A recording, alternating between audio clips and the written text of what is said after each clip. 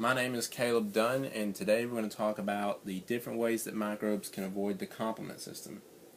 So we're going to start by talking about what the complement system is. It's a set of serum proteins that will cooperate with the adaptive and the innate immune systems to eliminate blood and tissue pathogens.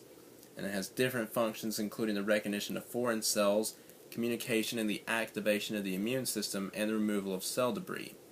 And it also has three different mechanisms of activation, with these being the classical pathway, the lectin pathway,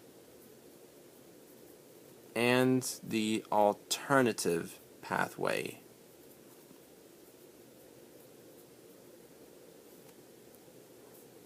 And these pathways are all going to lead to the formation of what's called the membrane attack complex, or MAC for short, which is going to lead to cell lysis or the breakdown of the cell membrane.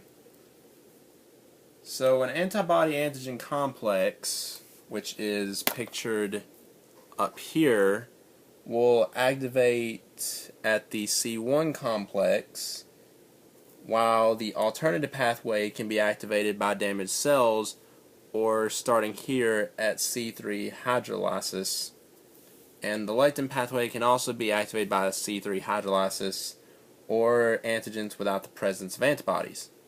But in all three of these pathways, the C3 convertase that's formed from the C2A and the C4B fragments, which will hydrolyze, and they're going to form these fragments that are going to cleave these.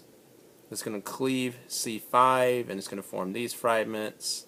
It's going to continue to have a cascade event,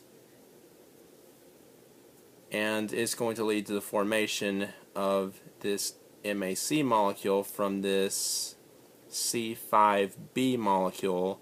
It's going to bind to C6, C7, C8, and C9, and it's going to form a cylindrical shape, which is going to lead to cell death. So now we know what the complement system is. There's going to be four ways that pathogens can evade this system. And the first way it can do this is by acquiring RCAs, or regulators of the complement activation.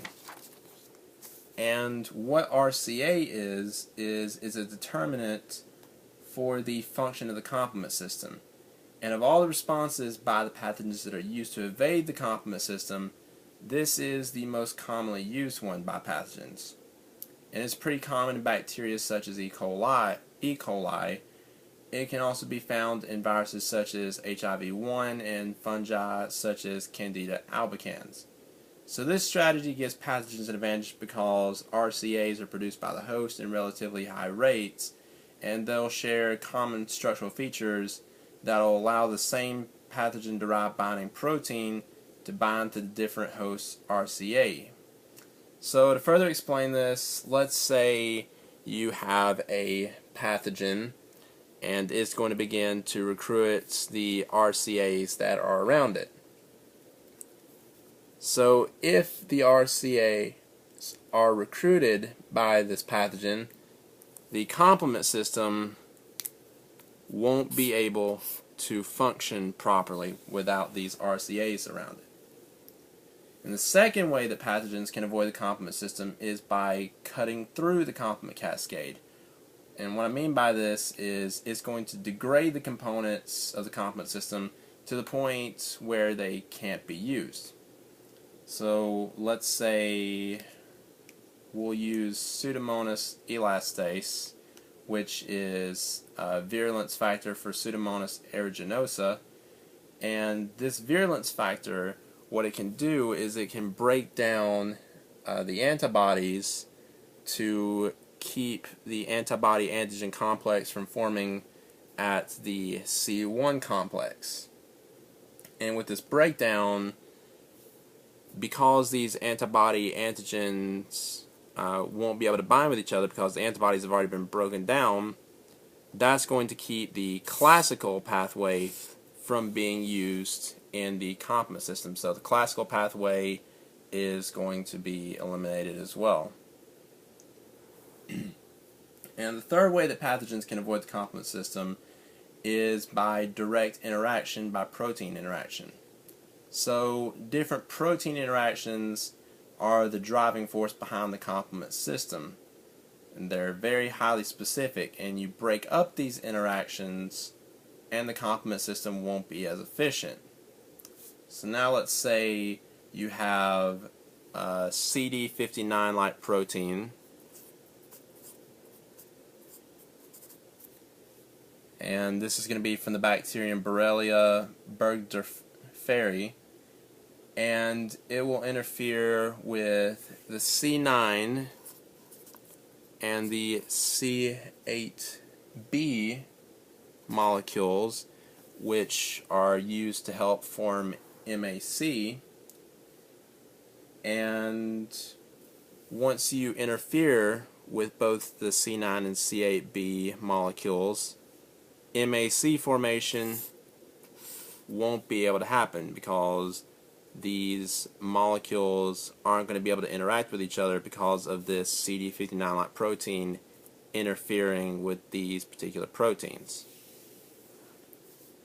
And the final way that pathogens can evade the complement system is by voluntarily inducing complement activity, which doesn't sound like it makes sense at the beginning. If the pathogens are trying to avoid the complement system, why would they want it to be activated? So the answer to this lies inside the HIV-1 virus.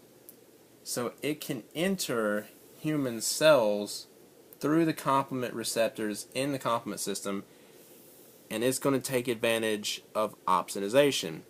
And what I mean by this is opsonization is it's going to mark itself for phagocytosis, and it's going to use these complement receptors to do so.